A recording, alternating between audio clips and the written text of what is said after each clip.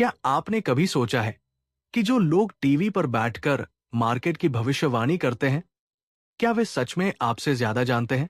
हर दिन news, experts, charts और predictions होते हैं, और इनके बीच एक आम निवेशक होता है जो सोचता है, शायद मार्केट मेरे लिए नहीं है।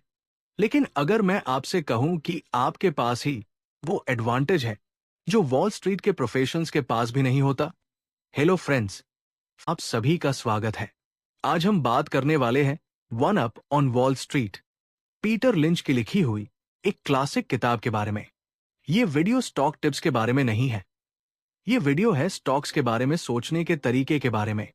इस ऑडियो बुक में हम समझेंगे कि एक आम निवेशक कैसे सिर्फ ऑब्जर्वेशन, धैर्य और सिंपल सोच के जरिए मार्केट को बीट कर सकता है। सोचिए जरा, क्या एक आम आदमी जो सुबह ऑफिस जाता है, शाम को घर आता है और वीकेंड पर मार्केट के चार्ट देखकर कंफ्यूज हो जाता है, क्या वो वॉल स्ट्रीट के प्रोफेशनल्स को हरा सकता है? वही प्रोफेशनल्स जिनके पास थंबिये होता है, टर्मिनल्स होते हैं, रिसर्च टीमें होती हैं, और जो दिन भर सिर्फ स्टॉक्स के बारे में सोचते रहते हैं। अक्सर हमें लगता है नहीं, उनके पास ज्यादा नॉलेज है, ज्यादा एक्सेस है, ज्यादा पावर है। लेकिन पीटर लिंच का जवाब था हाँ, और सिर्फ हाँ नहीं, बल्कि एक कॉन्फिडेंट हाँ। लेकिन एक शर्त के साथ, अगर तुम अपनी डेली लाइफ को ऑब्जर्व करना सीख लो। यह सुनने में सिंपल लगता है, पर यही सोच पूरी इन्वेस्टिंग दुनिया को उल्टा कर देती है। अब थोड़ा पीछे चलते हैं। पीटर लिंच कोई मोटिवेशनल स्पीकर नहीं थे, ना ही वे इंस्टाग्राम पर कोट्स लिखा करते थे। वे फिडेलिटी मैजेलन फंड के मैनेजर थे, और जब उन्होंने ये फंड संभाला, तब वो एक नॉर्मल फंड था। कुछ ही सालों के अंदर वो दुनिया के सबसे बेहतरीन परफॉर्म करने वाले म्यूचुअल फंड्स में से एक बन गया। कोई फ्लैशी ट्रिक्स नहीं, कोई सीक्रेट इंडिकेटर्स नहीं, कोई मार्केट प्रेडिक्शन नहीं, बस एक चीज, क्लियर थिंकिंग। और इसी क्लियर थिंकिंग को पीटर लिंच ने एक किताब में डाल दिया, one up on wall street. ये किताब ये वादा नहीं करती कि आप कौन सा स्टॉक खरीदे। ये किताब ये सिखाती है कि स्टॉक्स के बारे में सोचा कैसे जाता है। स्टॉक टिप्स नहीं, स्टॉक सोचने का तरीका। और अगर आप ये तरीका समझ गए, तो मार्केट का शोर धीरे धीरे कम होने लगता है। अध्याय 1, वॉल स्ट्रीट बनाम मेन स्ट्रीट। पीटर लिंच यहीं से शुरुआत करते हैं। वॉल स्ट्रीट और मेन स्ट्रीट। वॉल स्ट्रीट मतलब बड़े ऑफिस, टीवी डिबेट्स, एनालिस्ट के targets, breaking news. Main Street मतलब आपकी डेली लाइफ, आपका शहर, आपका ग्रोसरी स्टोर, आपका फेवरेट रेस्टोरेंट। और पीटर लिंच कहते हैं, वॉल स्ट्रीट सब कुछ नहीं जानती। ये बात शॉकिंग लग सकती है, पर थोड़ा सोचिए। वॉल स्ट्रीट नंबर देखती है, आप रियलिटी देखते हो। सोचिए, आप किसी मॉल में जाते हो, एक कॉफी शॉप हमेशा फुल रहता है, लाइन लगी होती है, लोग फोटो डालते हैं, हर महीने नया आउटलेट खुल रहा है, और दूसरी कॉफी शॉप खाली रहती है। वॉल स्ट्रीट अभी भी क्वार्टरली रिजल्ट का इंतजार कर रही होती है, लेकिन आप पहले ही देख चुके होते हो कि ट्रेंड बदल रहा है। पीटर लिंच कहते हैं, यही ऑब्जर्वेशन आपका अनफेयर एडवांटेज है। प्रोफेशनल्स को रिपोर्ट आने का इंतजार करना पड़ता है, आपको नहीं। डेली लाइफ में ट्रेंड पहले दिख जाते हैं। लोग कौन से जूते पहन रहे हैं, कौन से एप्स यूज कर रहे हैं, कौन से ब्रांड बार बार दिख रहे हैं, कौन से प्रोडक्ट्स लोग रिकमेंड कर रहे हैं।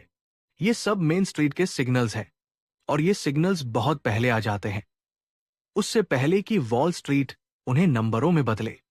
पीटर लिंच एक सिंपल जर्नी बताते हैं। Products, store, stocks. पहले प्रोडक्ट पॉपुलर होता है, फिर स्टोर्स एक्सपेंड करते हैं, फिर स्टॉक मार्केट नोटिस करता है। प्रॉब्लम यह है कि लोग सीधे तीसरे स्टेप पर जंप करना चाहते हैं। चार्ट देखा, टिप सुनी, खरीद लिया। पीटर लिंच कहते हैं, उल्टा करो। पहले देखो, फिर समझो, फिर इन्वेस्ट करो। एक रेस्टोरेंट का उदाहरण लो। अगर आप देखो कि लोग हर वीकेंड उस रेस्टोरेंट के बारे में बात कर रहे हैं, रिव्यू अच्छे हैं, सर्विस कंसिस्टेंट है, तो ये एक सिग्नल है। अभी ये स्टॉक नहीं है, अभी ये एक आइडिया है, और इन्वेस्टिंग आइडियाज ऐसे ही शुरू होते हैं। अध्याय 2, बाय व्हाट यू नो, लेकिन समझदारी से। By what you know, Peter lynch की ये लाइन सबसे ज्यादा गलत समझी गई है। लोग सोचते हैं, मैं फोन यूज करता हूं तो कंपनी का स्टॉक ले लेता हूं। यही पीटर लिंच रुक जाते हैं और कहते हैं, नहीं, बाय व्हाट यू नो का मतलब ब्लाइंड बाइंग नहीं है। इसका मतलब है ऑब्जर्वेशन से शुरू करो, रिसर्च पर खत्म करो। सिर्फ प्रोडक्ट पसंद आना इन्वेस्टिंग का रीजन नहीं होता। आप एक शू ब्रांड पसंद कर सकते हो, लेकिन अगर कंपनी लॉस में है, कर्ज ज्यादा है या कंपटीशन उसे कुचल रहा है, तो स्टॉक अच्छा नहीं है। पीटर लिंच कहते हैं, प्रोडक्ट आपको अटेंशन देता है, एनालिसिस आपको डिसीजन देता है। यहां 3 बेसिक सवाल आते हैं। कंपनी पैसा कैसे कमा रही है? ग्रोथ कहां से आएगी? क्या ये ग्रोथ दोबारा हो सकती है? अगर आप इन 3 सवालों का जवाब सिंपल भाषा में दे सकते हो, तो आप सही दिशा में हो। अगर जवाब कॉम्प्लिकेटेड है, स्किप। पीटर लिंच की फाइनेंस फिलॉसफी बहुत क्लियर थी। अगर तुम इसे एक बच्चे को समझा नहीं सकते, तो इसमें इन्वेस्ट मत करो। कॉम्प्लेक्स कहानियां खतरनाक होती है, क्योंकि जब प्राइस गिरता है तो आप पैनिक करते हो। सिंपल कहानियों में कन्विक्शन मजबूत होता है। एक और जरूरी बात, बाय व्हाट यू नो का मतलब सिर्फ कंज्यूमर प्रोडक्ट्स नहीं है। आप अपनी जॉब से भी आइडियाज ला सकते हो। लॉजिस्टिक्स में काम करते हो, आईटी सर्विसेज में हो, मैन्युफैक्चरिंग में हो, आपको पहले दिखता है कि कौन सी कंपनी का प्रोसेस स्मूथ है, कौन सी डिले में फंसी रहती है और कौन सी इनोवेट कर रही है। ये सब आपका एज है। लेकिन यहां एक वार्निंग है, फैमिलियरिटी सेफ्टी। सिर्फ इसलिए कि आप किसी कंपनी को जानते हो, इसका मतलब ये नहीं कि उसका स्टॉक सेफ है। इसलिए ऑब्जर्वेशन के बाद रिसर्च जरूरी है। पीटर लिंच कभी भी रिसर्च स्किप करो नहीं कहते। वे कहते हैं, रिसर्च को सिंपल रखो। और यहीं से एक नया कंफ्यूजन शुरू होता है। हर स्टॉक एक जैसा नहीं होता। हर कंपनी का नेचर अलग होता है। और अगर आप ये नहीं समझे, तो आपकी एक्सपेक्टेशंस गलत हो जाती है। और गलत एक्सपेक्टेशंस पैनिक सेलिंग लाती है। इसीलिए पीटर लिंच ने स्टॉक्स को कैटेगरीज में डिवाइड किया। और यहीं से अगली कहानी शुरू होती है। अगर आप ये समझ गए कि हर स्टॉक का बिहेवियर अलग होता है, तो आप आधी रेस जीत चुके हो। क्योंकि मार्केट आपको तब हराता है जब आप फास्ट रिजल्ट स्लो कंपनियों से एक्सपेक्ट करते हो, या स्लो ग्रोथ फास्ट कंपनियों से। नेक्स्ट पार्ट में हम बात करेंगे पीटर लिंच की फेमस स्टॉक कैटेगरीज के बारे में और कैसे ये कैटेगरीज आपको पैनिक से बचाती है। अध्याय 3, स्टॉक कैटेगरीज, कंफ्यूजन कम करो। मार्केट का सबसे बड़ा दर्द लॉस नहीं होता, कंफ्यूजन होता है। लोग एक ही नजर से हर स्टॉक को देखते हैं। प्राइस गिरा, पैनिक। प्राइस बढ़ा, एक्साइटमेंट। पीटर लिंच कहते हैं, यहीं से गलती शुरू होती है, क्योंकि हर स्टॉक का नेचर अलग होता है। अगर आप उसका नेचर समझ गए, तो आपकी एक्सपेक्टेशंस सही रहती है। और सही एक्सपेक्टेशंस पैनिक को दूर रखती है। इसीलिए पीटर लिंच ने स्टॉक्स को कैटेगरीज में बांट दिया। सिंपल कैटेगरीज, रियल लाइफ पर बेस्ट। एक, स्लो ग्रोअर्स। ये कंपनियां धीरे चलती हैं, स्टेबल होती है, ज्यादा एक्साइटमेंट नहीं देती। अक्सर ये मैच्योर इंडस्ट्रीज होती है, ग्रोथ कम, डिविडेंड कभी कभी अच्छा, प्राइस बहुत तेज नहीं बढ़ता। अगर आप इनसे एक साल में डबल की उम्मीद करोगे, तो आप खुद को ही फ्रस्ट्रेट करोगे। 2, स्टॉलवर्ट्स। ये स्ट्रॉन्ग, जानी मानी कंपनियां होती हैं, ब्रांड मजबूत, business proved, growth medium, risk तुलनात्मक रूप से कम, long term stability. Peter Lynch कहते हैं, स्टॉलवर्ट सरप्राइज नहीं देती, पर डिसपॉइंट भी कम करती है। 3, फास्ट ग्रोअर्स। ये सबसे ज्यादा पॉपुलर कैटेगरी है और सबसे ज्यादा खतरनाक भी। छोटी या मिड साइज कंपनियां, तेज एक्सपेंशन, बड़े सपने। अगर सही निकली, रिटर्न्स शानदार। अगर गलत निकली, कैपिटल का दर्द। इस कैटेगरी पर हम अगले चैप्टर में डिटेल में बात करेंगे। 4, साइक्लिकल्स। ये कंपनियां इकोनॉमी के साथ ऊपर नीचे जाती है। Auto, steel, cement, airlines. यहां गलती ये होती है कि लोग साइकिल के गलत फेज में बाय या सेल कर देते हैं। पीटर लिंच कहते हैं, साइक्लिकल्स को समझने के लिए बिजनेस साइकिल समझना जरूरी है। 5 टर्नराउंड्स। ये कंपनियां प्रॉब्लम में होती है, लॉसेस, खराब रेप्यूटेशन, स्ट्रगल। लेकिन अगर सिचुएशन सुधर गई तो रिटर्न्स शॉकिंग होते हैं। High risk, high reward. ये कैटेगरी सबके लिए नहीं होती। 6 एसेट प्लेस। ये वो कंपनियां होती है जिनके पास ऐसे एसेट्स होते हैं जिन्हें मार्केट अभी इग्नोर कर रही होती है। जमीन, brand value, hidden investments. Price कम होता है, वैल्यू ज्यादा। पीटर लिंच कहते हैं, आपको हर तरह का स्टॉक रखने की जरूरत नहीं है। बस इतना समझना जरूरी है कि जो स्टॉक आपके पास है वो किस कैटेगरी में आता है, क्योंकि गलत एक्सपेक्टेशन सबसे बड़ा एनिमी है। अध्याय 4, फास्ट ग्रोअर्स। सबसे खतरनाक और सबसे powerful. Fast growers, Indian investors का फेवरेट ड्रीम। छोटी कंपनी, बड़ी कहानी, तेज ग्रोथ। यही लोग सबसे ज्यादा गलती करते हैं। पीटर लिंच कहते हैं, फास्ट ग्रोथ का मतलब फास्ट प्रॉफिट नहीं होता। फास्ट ग्रोअर्स को टाइम चाहिए, एग्जीक्यूशन चाहिए, डिसिप्लिन चाहिए। फास्ट ग्रोअर्स का सबसे जरूरी सवाल, ग्रोथ कहां से रही है? नए मार्केट्स, नए प्रोडक्ट्स, प्राइस बढ़ाने से, वॉल्यूम बढ़ने से? अगर ग्रोथ का सोर्स क्लियर नहीं है तो स्टोरी कमजोर है। एक और बड़ा खतरा, डेट। फास्ट एक्सपेंशन अक्सर डेट के साथ आता है। पीटर लिंच यहां सख्त है। अगर कोई कंपनी सिर्फ डेट के भरोसे ग्रो कर रही है और कैश फ्लो कमजोर है तो वो ग्रोथ नाजुक है। फास्ट ग्रोअर्स का रोड मैप क्लियर होना चाहिए। अगले 3-5 साल का एक्सपेंशन प्लान, कंपटीशन का जवाब, मैनेजमेंट का ट्रैक रिकॉर्ड, और सबसे जरूरी, ओवरहाइप से दूर रहो। जब हर कोई एक ही ग्रोथ स्टोरी सुना रहा हो तब रिस्क सबसे ज्यादा होता है। पीटर लिंच कहते हैं, सबसे अच्छे फास्ट ग्रोअर्स अक्सर बोरिंग लगते हैं। अध्याय 5, नंबर्स को सिंपल रखो। यहां पीटर लिंच फाइनेंस को एकदम आसान बना देते हैं। उनका रूल सीधा है, अगर समझ नहीं आ रहा है तो स्किप कर दो। मार्केट में कोई एग्जाम नहीं है जहां हर स्टॉक पास करना जरूरी हो। पीटर लिंच कॉम्प्लेक्स रेशियोज के खिलाफ थे। उनका फोकस था सिंपल इंडिकेटर्स पर। Earnings growth. सबसे पहला सवाल, क्या कंपनी का प्रॉफिट समय के साथ बढ़ रहा है या नहीं? कंसिस्टेंट ग्रोथ एक साल के अचानक स्पाइक से ज्यादा जरूरी होती है। डेप्थ बनाम इक्विटी, ज्यादा डेप्थ ज्यादा टेंशन, खासकर फास्ट ग्रोअर्स के लिए। लो डेप्थ वाली कंपनियां मुश्किल वक्त में भी खुद को संभाल लेती है। कैश फ्लो, प्रॉफिट कागज पर दिख सकता है, कैश फ्लो रियल होता है। अगर कंपनी प्रॉफिट दिखा रही है लेकिन कैश अंदर नहीं आ रहा तो वहां दिक्कत है। पे को कॉन्टेक्स्ट में देखो, पे हाई है या लो? ये सवाल गलत है। सही सवाल यह है, कंपनी की ग्रोथ के हिसाब से पे रीजनेबल है या नहीं?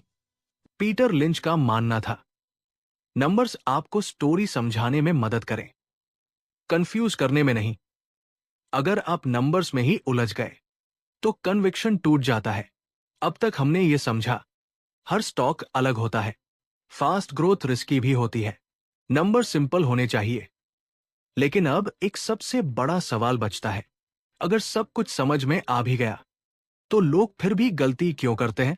जवाब है साइकोलॉजी। अगला पार्ट मार्केट के सबसे बड़े ट्रैप पर होगा, मार्केट टाइमिंग। और क्यों ये ट्रैप सबसे ज्यादा पैसा बर्बाद करता है। अध्याय 6, मार्केट टाइमिंग एक ट्रैप है। मार्केट टाइमिंग, ये दो शब्द सबसे ज्यादा अट्रैक्टिव भी है और सबसे ज्यादा खतरनाक भी। हर इन्वेस्टर कभी ना कभी ये सोचता ही है, अभी मार्केट महंगा लग रहा है, करेक्शन आने दो फिर खरीदूंगा। थोड़ा वेट कर लेता हूं। पीटर लिंच यही रुक जाते हैं और एक लाइन बोलते हैं जिसे बहुत लोग इग्नोर कर देते हैं। करेक्शन का इंतजार करते करते लोगों ने उतना पैसा गवाया है जितना करेक्शन में भी नहीं गया। जरा इस बात पर सोचो, लोग गिरावट का इंतजार करते रहते हैं और पूरी रैली मिस कर देते हैं। पीटर लिंच का मानना था, मार्केट को प्रेडिक्ट करना टाइम की बर्बादी है। कब गिरेगा, कब बढ़ेगा, कितना गिरेगा, ये सवाल प्रोफेसर्स भी नहीं बता सकते और आम इन्वेस्टर इसी में फंस जाता है। करेक्शन से डरना गलत है। करेक्शन नॉर्मल है, मार्केट का सांस लेना है। प्रॉब्लम तब होती है जब हम करेक्शन को एक सिग्नल मान लेते हैं, सब खत्म हो रहा है।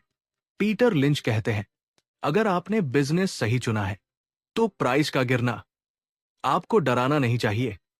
उनका एक और सिंपल रूल था, मार्केट में टाइम बिताना मार्केट को टाइम करने से ज्यादा जरूरी है। जो इन्वेस्टर मार्केट के अंदर रहता है वही जीतता है। जो बाहर बाहर खेलता रहता है वो कंफ्यूज ही रहता है। अध्याय 7, पेशेंस और बोरियत प्रॉफिट। ये चैप्टर सबसे ज्यादा अंडररेटेड है क्योंकि यहां कोई एक्साइटमेंट नहीं है। पीटर लिंच कहते हैं, सबसे अच्छे स्टॉक्स बोरिंग होते हैं, ना रोज ऊपर जाते हैं, ना रोज न्यूज में आते हैं, बस धीरे धीरे अपना काम करते रहते हैं। कॉमन इन्वेस्टर का दर्द यही है, ये स्टॉक कुछ कर ही नहीं रहा। और वही वक्त होता है जब कंपाउंडिंग चुपचाप अपना काम कर रही होती है। पीटर लिंच कहते हैं, जब आप बोर हो रहे होते हो तब बिजनेस ग्रो कर रहा होता है। लॉन्ग होल्डिंग की पावर यही से आती है। आप जितना ज्यादा नॉइज को इग्नोर करते हो उतनी ज्यादा क्लैरिटी आती है। Quarterly results, TV debates, short term targets, ये सब सिर्फ डिस्ट्रैक्शन है। पीटर लिंच मानते थे, सबसे मुश्किल स्किल खरीदना नहीं, बेचना नहीं, होल्ड करना है। अध्याय 8, कब बेचना चाहिए। ये चैप्टर सबसे ज्यादा जरूरी है क्योंकि गलत सेलिंग सारे सही फैसलों को जीरो कर देती है। पीटर लिंच कहते हैं, बेचने की वजह प्राइस नहीं होता, बेचने की वजह स्टोरी बदलना होता है।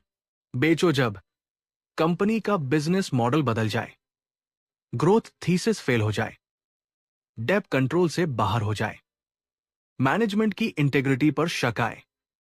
ये फंडामेंटल वजह हैं। मत बेचो जब प्राइस गिर गया हो, मार्केट नेगेटिव हो, लोग कुछ भी बोल रहे हो, न्यूज डरावनी लग रही हो।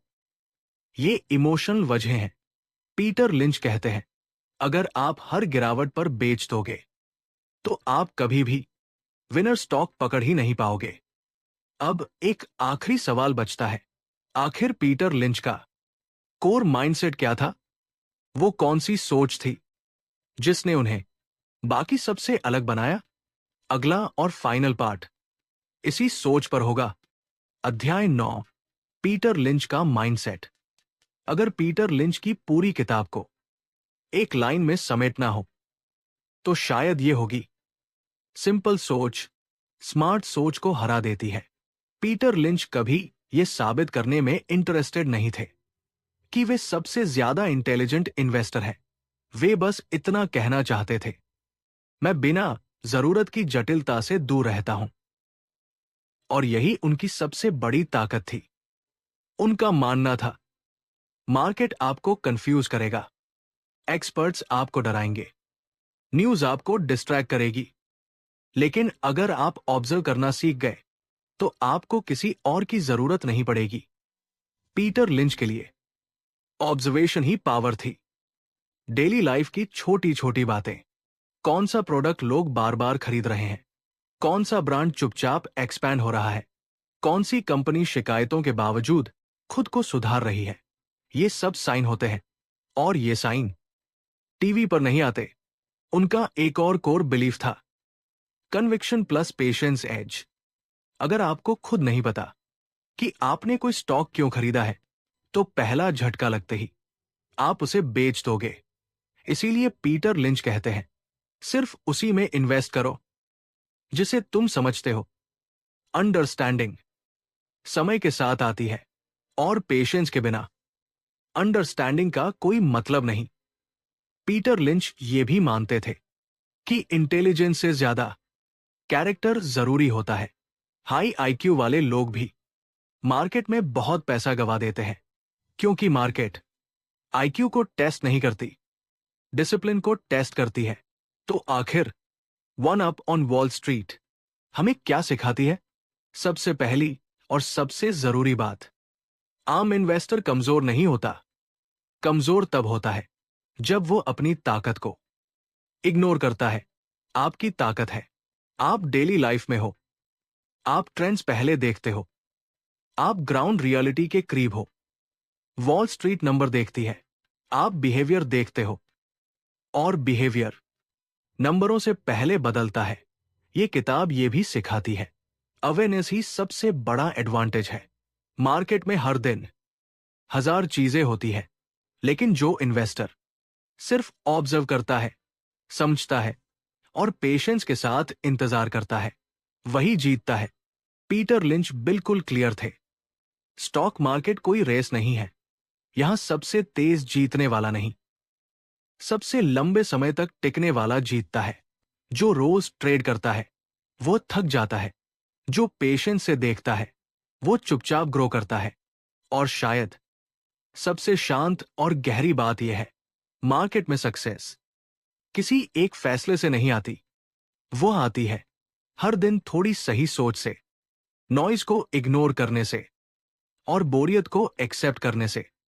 तो अगर आप ये ऑडियो बुक यहां तक सुन रहे हो तो एक बात साफ है, आप टिप्स नहीं ढूंढ रहे, आप क्लैरिटी ढूंढ रहे हो। और क्लैरिटी हमेशा शोर के बाद आती है।